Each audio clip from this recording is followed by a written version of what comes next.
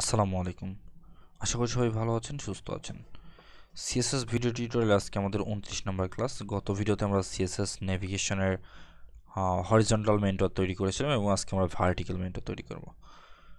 তো হরিজন্টাল মেনুটা আসলে আমরা এইভাবে তৈরি করেছিলাম যে এইখানে দেখেন লোগো দিছিলাম এবং একটা মেনু দিছিলাম।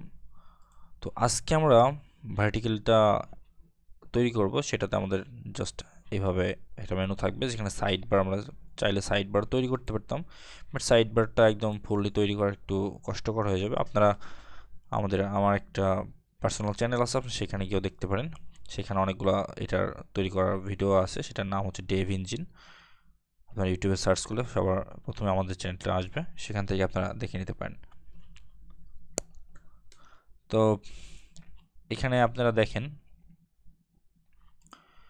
এই মেনুটাকে আশা করি আর দেখার দরকার নাই, বিকজ আপনারা অলরেডি এই মেনুটা দেখেছেন এবং সেখানে আপনারা এই মেনুটা তৈরি করার চেষ্টা করছেন বা এই মেনুটা তৈরি করছেন। আমি আশা করব যে আপনারা এখানে এটা তৈরি করে ফেলছেন।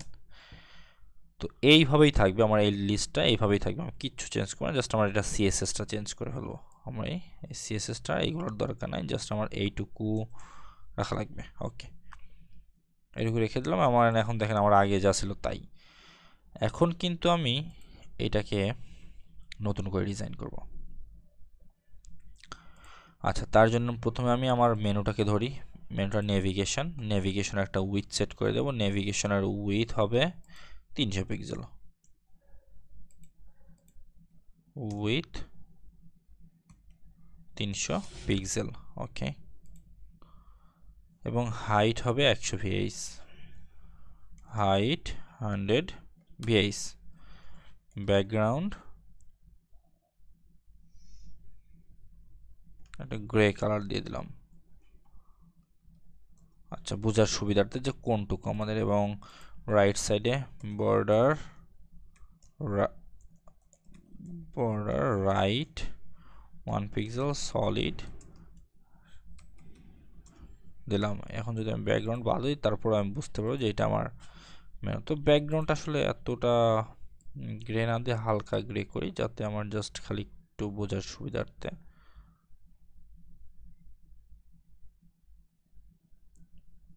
ওকে, এখন আমার নেব মেনুটাকে আমরা এভাবে আছে। এখন নেব মেনুটার মধ্যে যে লিস্টটাকে আছে, লিস্টটাকে হরিজন্টাল এটা তৈরি করা একদম সহজ যদি আপনি একটু পারেন। তো আমরা প্রথমে কিনলাম একটা উইথ নিলাম এবং ওইটার মধ্যে একটা ব্যাকগ্রাউন্ড দিলাম। এবার আমরা ওটা যেই নেব নেব মেনু আছে, নেব মেনুটার পরে যে লিস্ট আছে, লিস্টটাকে ধরলাম। লিস্টটাকে কি দেব? Padding 10 pixel. Okay, padding 10 pixel, এটা একটু বাড়াই এবং এই পাশে দিলাম। আচ্ছা, এটা 10 পিক্সেলই থাক, সমস্যা নেই। Sorry, 15 pixel. এবং font size 20 pixel. Text decoration none, sorry text decoration এখানে না, টেক্সট ডেকোরেশন না, এটা হচ্ছে লিস্ট স্টাইল দেওয়া যায়, লিস্ট স্টাইল নান। ওকে, এবং এইটার মধ্যে যে এ আছে এটারে ধরবো। এটার প্রথমে উইথ করবো 100%, উইথ 100%। Okay, with 100%। এবং এইখান থেকে আমরা, আচ্ছা, এটার ডিসপ্লে প্রপার্টি সেট করতে হবে, ডিসপ্লে, এবং তার ভ্যালু দিতে হবে কি? ব্লক। ডিসপ্লে ব্লক করে দিলাম। এবং আমার এইখান থেকে যে স্টাইলটা দিচ্ছি, যে ফন্ট সাইজ এবং প্যাডিং, এই দুইটা এখানে রাখার দরকার নেই, এই দুটাকে উঠায় দিবেন, যেটা রাইট ওয়ে সেটার জন্য, ওদের কাজকে সুবিধাজনক করার জন্য বা ভালো করার জন্য। ওকে, এই যে দেখেন এখন কিন্তু আমাদের এইভাবে হয়েছে। এখন দেবো টেক্সট ডেকোরেশন নান, margin bottom 3 pixel, colour hash 0 দেন হচ্ছে কি transaction point 3s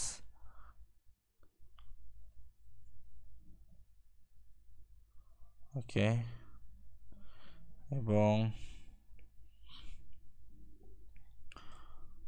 background hash DDD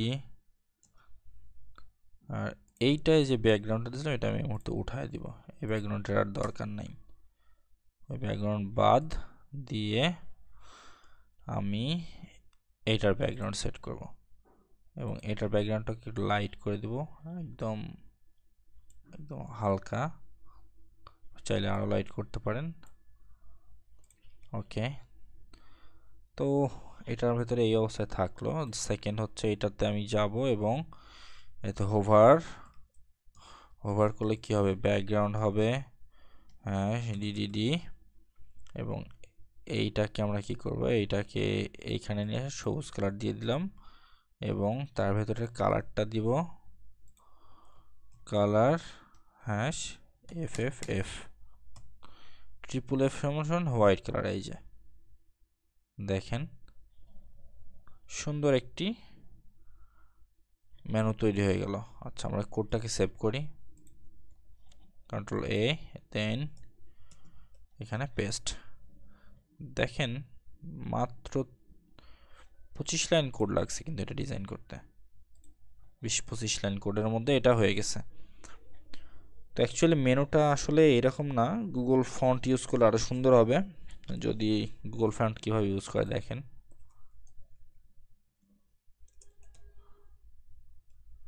Google font এখান থেকে আমি পপিন্স বা রোবোটো যে কোনো একটা নেই পপিন্স এবং